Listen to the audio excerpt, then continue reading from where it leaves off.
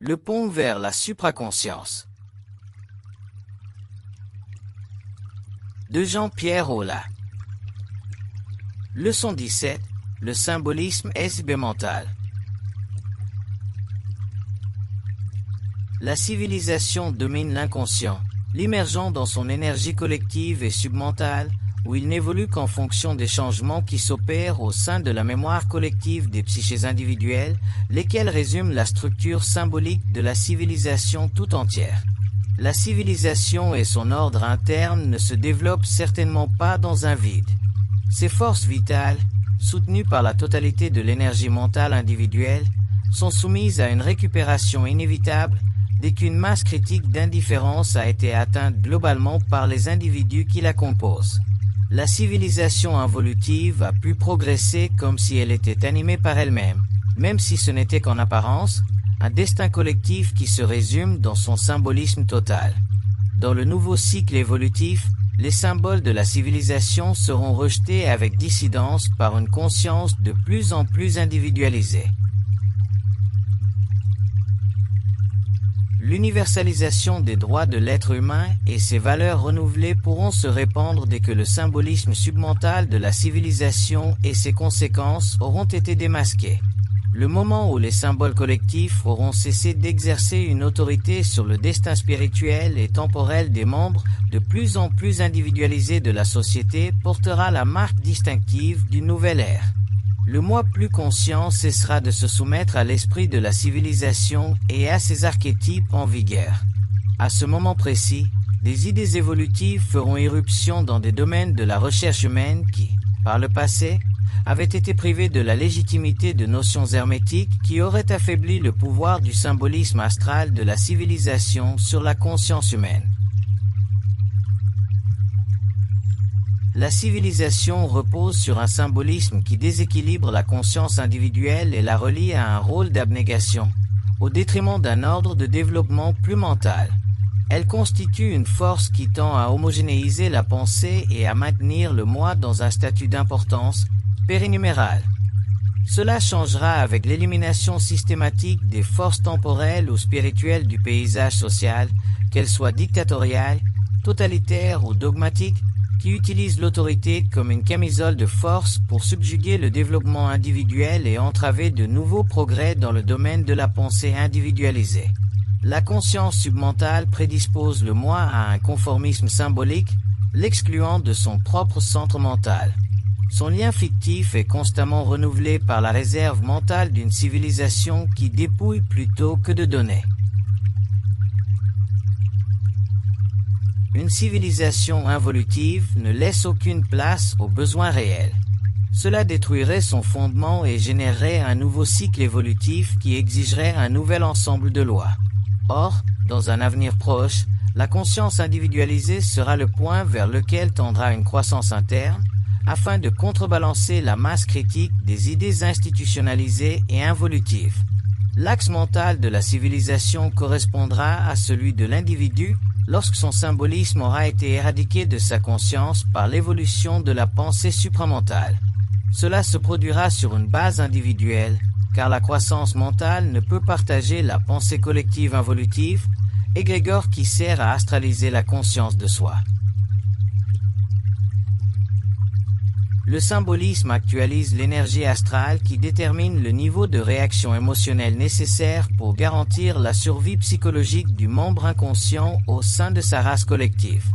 S'il était conscient et mentalement violé, tel qu'il est, par des systèmes de croyances dans l'intérêt de la civilisation, il décoderait le symbolisme submental, s'arracherait à son réseau astral perpétuel et l'utiliserait de manière créative vers une pleine compréhension de cette chronique cosmique qui circule à travers son esprit entrouvert. Le décodage du symbolisme est une fonction créative intégrale de l'esprit individualisé.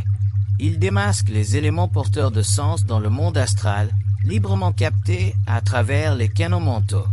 Cela renforce l'équilibre de la psyché et favorise la compréhension des couches profondes de la connaissance cosmique cachées derrière les symboles. Le symbolisme est une qualité submentale de la pensée inconsciente, à travers laquelle celle-ci prend forme. Il permet à l'esprit de se confronter à sa propre sous-réalité et d'affronter sa propre structure psychique organisatrice en toute impunité. À mesure que la conscience évolue vers un nouvel ordre mental, elle s'éloignera de plus en plus de l'imposition des symboles. Le besoin de savoir renforcera la capacité à communiquer parfaitement avec les plans mentaux qui assurent la survie psychique.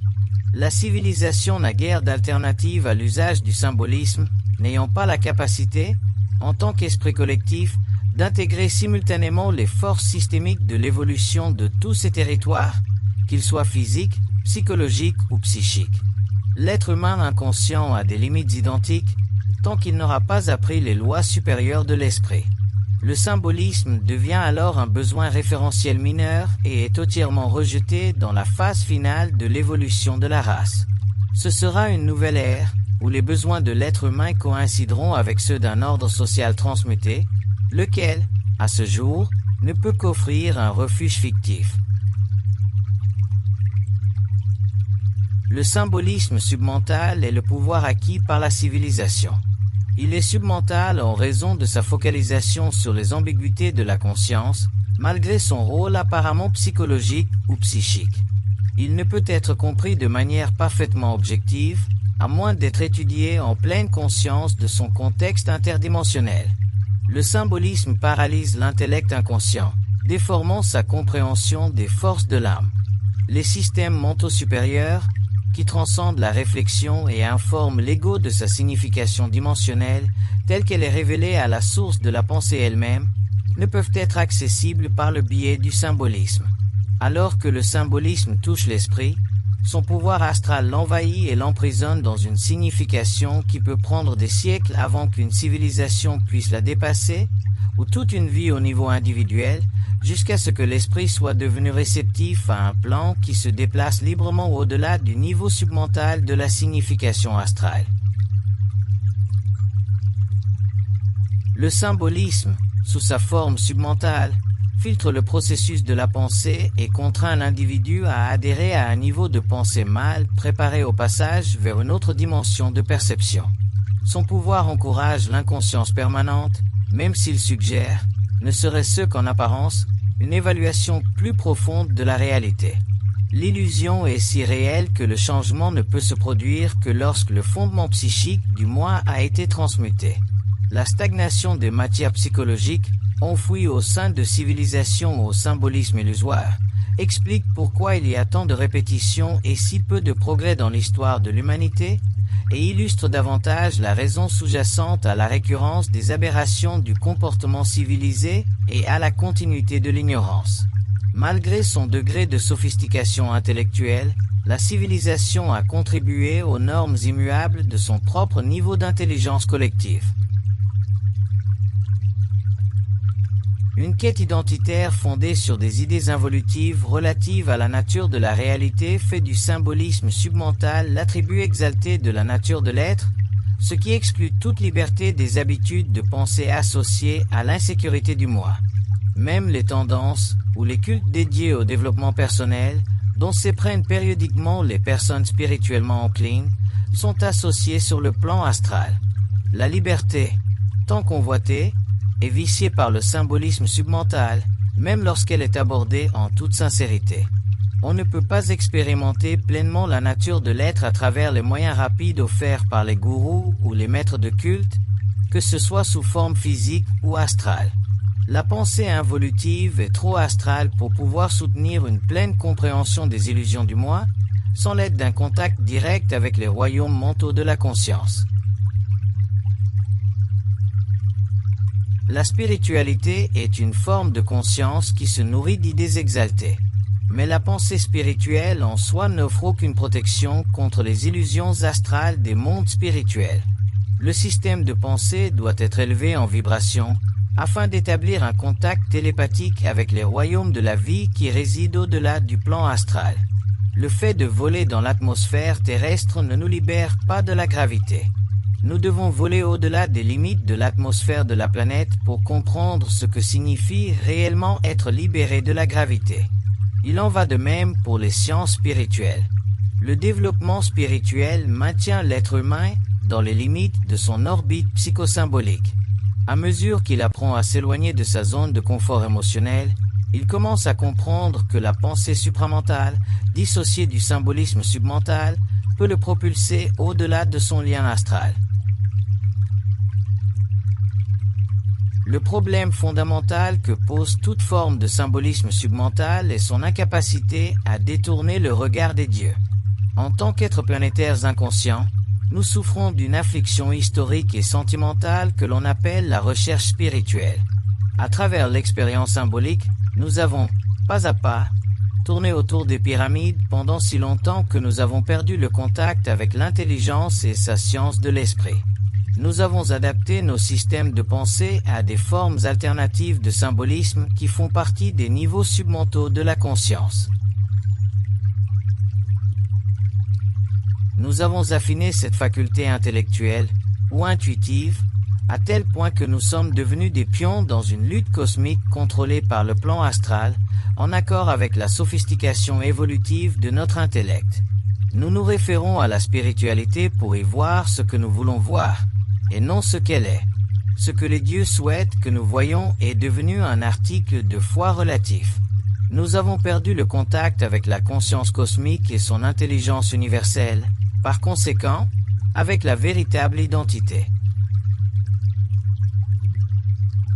L'intelligence née de la liberté du symbolisme submental ne sera jamais accordée gratuitement par les plans temporels, spirituels ou plus occultes, car cela fait partie du jeu de la vie et de la pensée.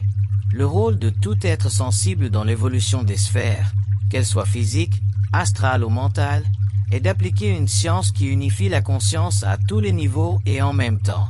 C'est ce à quoi l'évolution fait appel. La manière dont cela se produira variera en fonction de la prééminence accordée à la science de l'esprit dans le nouveau cycle de l'évolution de la race. L'être humain devra lutter pour la liberté réelle jusqu'à ce qu'il ait immortalisé sa propre conscience.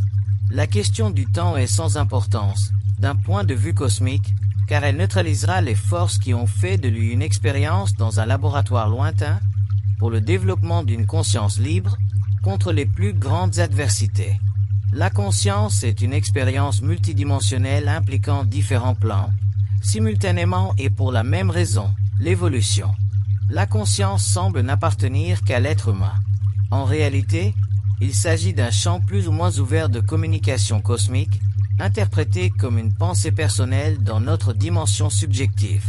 Avec le temps, cette perception changera et la pensée deviendra une pure communication avec des réseaux systémiques identifiables qui constituent la source de toute pensée. L'esprit tire son jugement de repères bien ancrés, tandis que les valeurs symboliques soutiennent l'individu à travers l'expérience de la vie, sans offrir une compréhension de ses lois et de ses processus internes. Il reçoit des notions infiniment éprouvées dans l'expérience inconsciente humaine, plutôt qu'à la source de l'intelligence créative. Le symbolisme submental est au cœur même de ces notions. Il les imprègne à travers le mouvement le plus subtil de la pensée. La vie mentale se trouve impliquée dans un système de référence collectif détaché de la réalité systémique de la conscience multidimensionnelle. Le contenu émotionnel du symbolisme le rend abject du point de vue de systèmes de pensée plus avancés.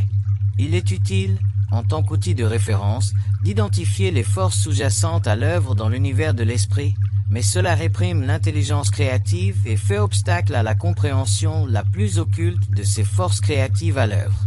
L'involution est l'effort humain sans fin pour mettre fin à cette condition. L'évolution rendra cela possible, à condition que le système de pensée soit élevé en vibration pour parvenir enfin à sa conjonction avec la communication systémique multidimensionnelle. La nature submentale du symbolisme remonte au début de la civilisation. Elle s'est transformée en fonction du niveau psychologique et psychique atteint par les sociétés et de la sophistication de leur constitution mentale. Elle est le fruit de la nécessité et de l'ignorance et est devenue la pharmacie de l'esprit, consommée sans discernement ni connaissance de ses fonctions astrales, dont les lois étaient inconnues et le sont encore aujourd'hui. Elle est devenue le soutien psychologique et psychique de sociétés aussi primitives que sophistiquées. Il a coïncidé avec un besoin primaire d'extrapoler à partir d'une connaissance trop partielle de la vie et à structurer la psyché humaine au détriment de la science de l'esprit. Il a institutionnalisé les émotions, à tel point qu'elles ont été associées à la plénitude de la vie, malgré leurs aspects créatifs et non créatifs, asservissant l'humanité à une loi karmique qui ne peut être ni comprise ni révoquée. À moins que le symbolisme ne soit entièrement intégré au soi, il reste une connaissance squelettique, une ombre de conscience. Il est astralement utile, mais mentalement insuffisant pour générer une compréhension supérieure capable de valider l'accès au mystère du surnaturel. Il viole l'intégrité territoriale de l'esprit et impose à l'ego des illusions spirituelles incomplètes et ambiguës. Submental signifie provenant des sous-plans de l'esprit. Cela indique que la signification du symbolisme est soumise à un ordre de connaissance supérieur à celui accessible par les facultés intellectuelles de l'esprit inconscient. Cela signifie que le symbolisme ne constitue pas une fin en soi, mais n'est que le graffiti de la conscience. Cette sous-communication doit être interrompue afin d'obtenir l'accès à une science globale, à condition que les lois de la pensée et de la conscience soient comprises au-delà du plan astral. Le symbolisme spirituel crée une impression de connaissance dissociée de la réalité objective de la cosmologie de la vie. Il inhibe la recherche supramentale, par conséquent, l'étude des mystères, indépendamment de la subjectivité de l'inconscient. La qualité de la pensée doit être renouvelée afin que soient dévoilés les mystères de la vie et la structure psychique effective du moi, par des voies d'investigation qui ne s'entremêlent pas avec les habitudes involutives de la pensée. Cela se produira à une échelle croissante, tandis qu'un nouveau cycle évolutif se profilera. La pensée supramentale fera définitivement la lumière sur la fonction psychologique de la relation moi-toi. L'ego, dans sa perception de ce qu'on appelle la pensée personnelle, se voit contraint de rompre le fil fragile et subtil de la communication qui existe universellement entre l'être humain et les mondes de l'esprit. Le « je », à travers lequel l'ego s'identifie, et le « tu », qui l'ego utilise pour communiquer au niveau personnel, doivent prendre un sens plus large, afin de communiquer intérieurement avec le plan mental du soi. L'extension de ce mode d'identification psychologique et involutif rendra le « je » inadapté au vrai soi et renouvellera le « tu » à un niveau prépersonnel de communication avec l'ajusteur de pensée. La communication supramentale exige une réévaluation de la fonction pronominale égocentrique du « je » ainsi que son remplacement par le concept transpersonnel du « tu », afin de permettre la réintégration des circuits universels de communication au sein du champ de la conscience humaine.